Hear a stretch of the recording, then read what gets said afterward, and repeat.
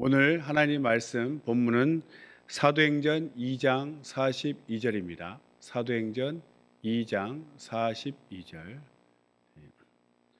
다 같이 합독으로 같이 읽겠습니다. 시작. 저희가 사도의 가르침을 받아 서로 교제하며 떡을 떼며 기도하기를 전혀 힘쓰니라. 아멘.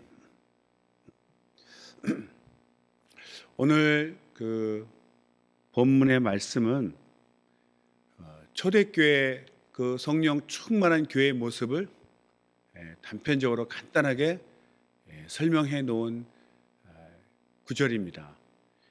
초대교회, 우리가 초대교회를 사모하고 또 초대교회란 말을 쓴 이유는 우리가 가장 성령 충만했던 그 초대교회 모습을 사모하고 또 그렇게 닮기를 바라고 그렇게 돌아가려고 그 초대교회 모습을 항상 말씀으로 상고하고 또 그렇게 담고자 하는 것입니다. 그래서 그 모습을 사도행전 2장 42절을 보면 저희가 사도의 가르침을 받아 서로 교제하며 떡을 떼며 기도하기를 전혀 힘쓰니라 이렇게 표현되어 있습니다.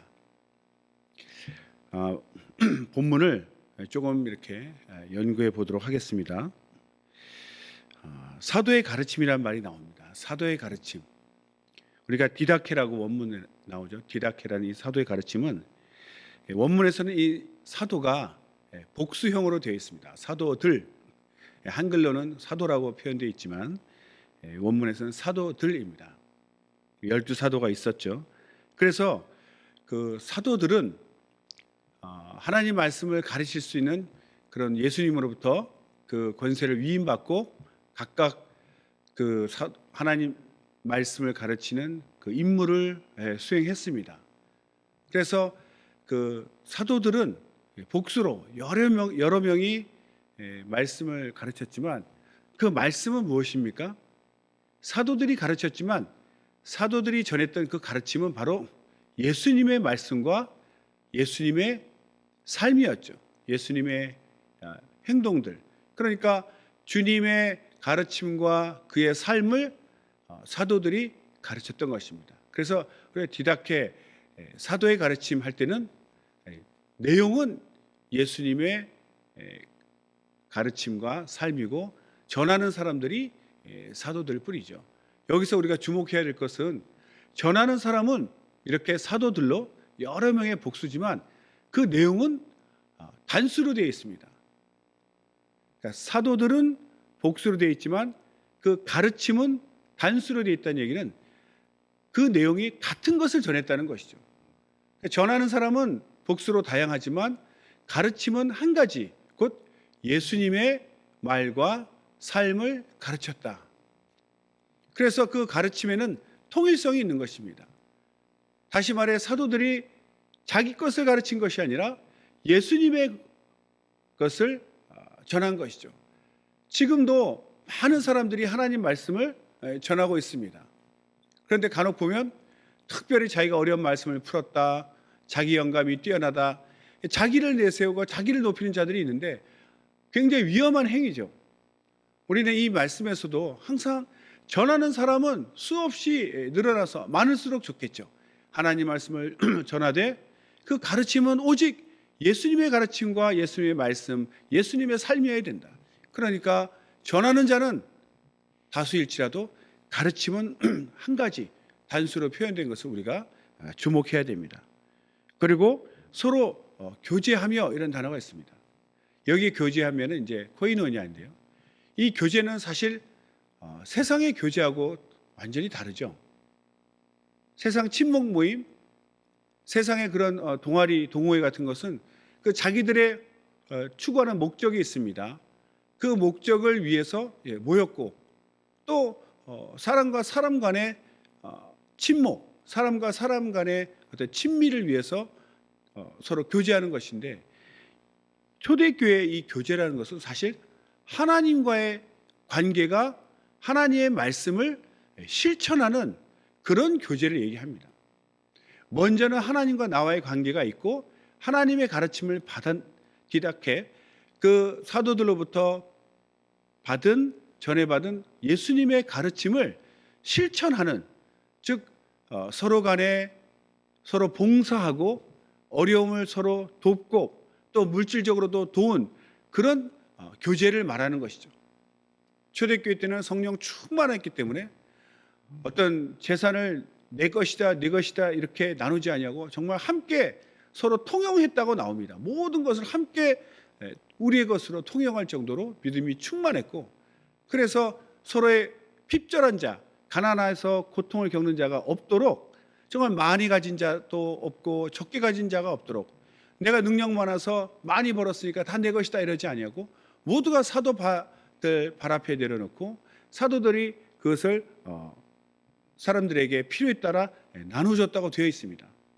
그러니까 이 성도들의 교제라는 것은 사람들만의 어떤 그런 친밀함을 위한 그런 단순한 교제가 아니라 예수님의 가르침을 실천하는, 사랑을 실천하는, 서로 돌아보고 어려움을 정신적인 것뿐만 아니라 물질적인 것까지, 물질적인 어려움까지 서로 정말 전인격적인 돌아보는, 전인격적인 돌봄을 말하는 그런 교제를 얘기합니다. 그래서 그곳에는 정말 하나님의 사랑이 넘쳤고 정말 기쁨이 넘치고 성도들이 많은 위로를 받고 살았던 것입니다. 그리고 그 다음에 나오는 이제 떡을 떼며, 이 떡을 뗀다는 것은 예수님이 제자들에게 성만찬을 알려주셨죠. 그래서 예수님이 만드신 그 성찬식을 제자들이 지켰습니다.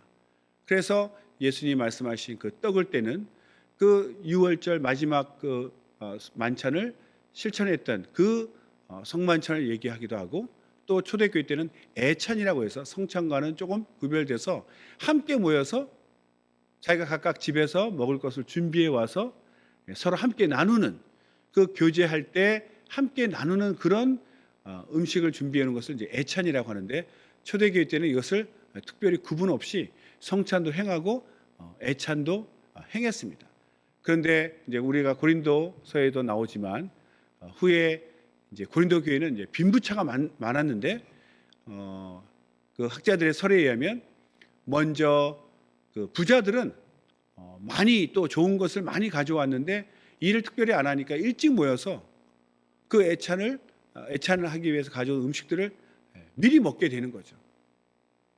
그리고 포도주도 많이 마셔서 술 취한 사람도 나오고, 그런데 일하는 좀 가난한 사람들은 일을 마치고 오니까 가지고 온 음식도 변변찮은데 이미 또 다 먹어버려서 먹을 것이 없어서, 못 가지고 온 사람들이 먹을 게 없어서 남겨놓지 않았기 때문에 먹지 못해서 배고픔을 겪게 되는 그런 어떤 안 좋은 일이 많이 생겨서 나중에는 그 제도가 이제 좀 없어졌습니다. 애찬은 없어졌기 때문에 지금 우리는 이제 애찬이라는 것을 잘 모르죠.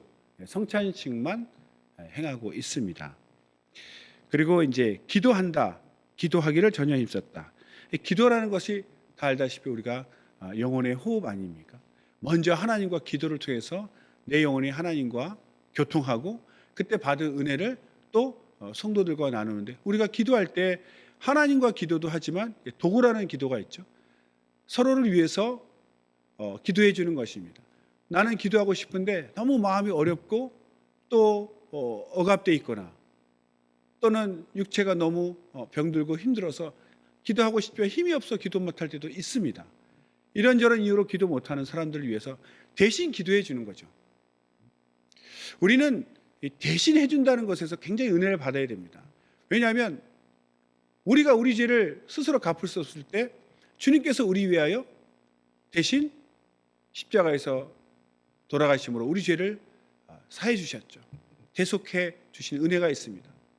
또 우리가 마땅히 빌 바를 알지 못한다 할지라도 주님께서, 성령께서 말할 수 없는 탄식으로 간구하시고 주님도 우리를 위해서 지금도 간구하고 계신다고 성경에 나와 있죠. 그러니까 연약한 자가 할 수 없는 것을, 우리가 연약하여 할 수 없는 것을 주님께서 대신해 주시는 것, 이것이 우리에게 은혜인 것처럼 내가 할 수 없는 것을 하나님이 해주셨다, 하나님이 대신 해주셨다, 그것이 우리에게 은혜가 되어서 우리도 약한 사람 볼 때, 스스로 할 수 없는 사람을 볼 때 그것을 비난하거나 정죄하는 것이 아니라 내가 하나님께서 나를 도와주신 것처럼 우리도 서로를 돕는 것이죠. 능력 많은 자가, 강한 자가, 믿음이 강한 자, 학식이 뛰어난 자, 권세가 높은 자, 그런 자들이 그렇지 못한 자들, 가진 것 없고 배운 것 없고 그래서 스스로 뭔가 해결할 수 없는 그런 연약한 자들을 대신 도와주는 것, 섬기는 것, 이것이 바로 예수님의 가르침이고 주님이 우리에게 보여주신 성육신하신 그 이유인 것입니다.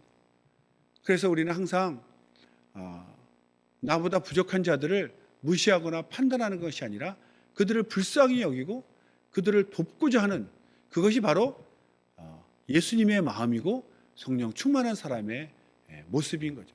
그래서 기도도 하나님과 교통하기 위해서 기도도 하지만 다른 사람들을 위해서 기도하는 것, 도고도 중요합니다. 결국 우리의 온전한 신앙, 성숙한 신앙이라는 것은 하나님과 나와의 관계에 성공한 것이 바로 이웃과의 연약한 자들을 돕는, 정신적으로 또 기도로 영적으로나 물질적으로나 전인격적으로 정말 도와주는 것이, 강한 자가 약한 자를 도와주는 것이 바로 예수님의 가르침이고 또 우리가 이 땅에서 실천해야 될 것이죠.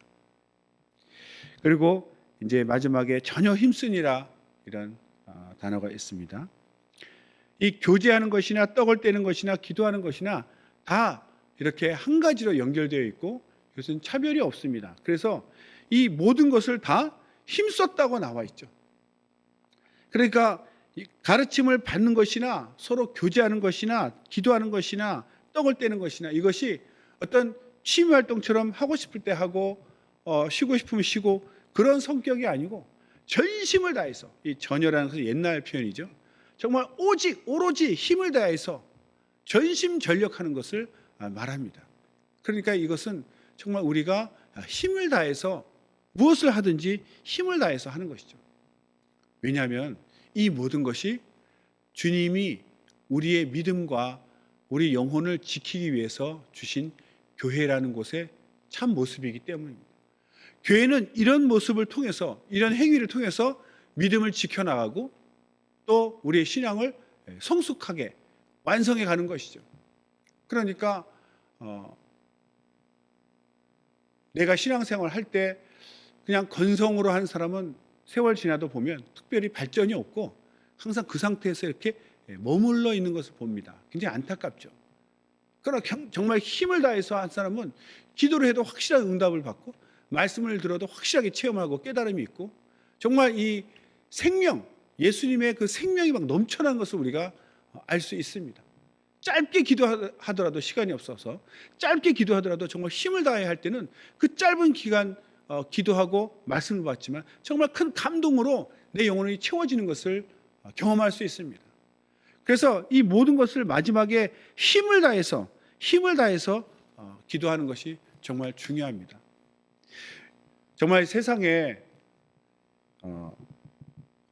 지난번까지는 그 어떤 세계에서 어떤 어느 나라, 어느 지역에 국한된 그런 바이러스들이 지금은 코로나19를 통해서 전 세계 팬데믹 현상으로 다 퍼져나가는, 이제는 국경이 없고 온 세계가, 온 지구가 어려움에 처해 있습니다. 이것이 이번으로 끝나면 좋겠지만 또 올 수도 있겠다. 그런 대비를 해야 되죠. 그러니까 가장 타격을 받는 것이 이 바로 사람과의 사람 사이가 멀어진다는 것이에요. 이제는 이것이 얼마나 발달했는지, 전에는 열이 나고 증상이 있을 때만 전파되기 때문에 열이 있고 아픈 사람만 피하면 되는데 지금은 무증상 감염이라고 해서 자기는 증상이 없는 거죠. 복균자처럼. 그러니까 내가 어떤 사람을 만났는데 나한테 그런 바이러스가 있는지도 못 느낍니다. 느낌이 없으니까. 나는 건강해서. 그런데 내가 만난 사람은 약한 자가 되어서, 약하기 때문에 나는 아무렇지도 않은데 그 사람이 발병이 돼서 위험에 빠지고 위독해질 수 있는 거죠. 그러니까 사람 만나는 것 자체가 신뢰가 되고 위험에 빠뜨릴 수 있는 아주 이상한 어려운 일이 돼버린 거예요. 우리가 마스크를 하는 이유도 내가 안 걸리기 위해서 하는 것은 사실 이기적인 생각입니다. 이제는 나는 내가 복균자일 수도 있기 때문에 남들에게 균을 퍼뜨리지 않기 때문에 내 비말이 튀어나가지 않도록 다른 사람을 위해서 내가 마스크를 쓰는 거죠. 그래서 사람이 없을 때, 혼자 있을 때는 사실 마스크 안 써도 됩니다. 그러나 누군가 함께 있을 때는 마스크를 쓰는 것이 그 사람을 위한 예의죠, 요즘은. 그래서 마스크도 쓰는 것이죠. 그러니까 지금은 누가 어떻게 바이러스가 숨어 있는지 모르기 때문에 사람들이 자기가 몸이 약할수록 굉장히 사람 만나는 것을 꺼려합니다. 건강한 사람은 뭐 아무렇지도 않게 생활할 수 있겠지만 정말 병이 있거나 몸이 약한 사람은 굉장히 조심스럽게 되는 거죠.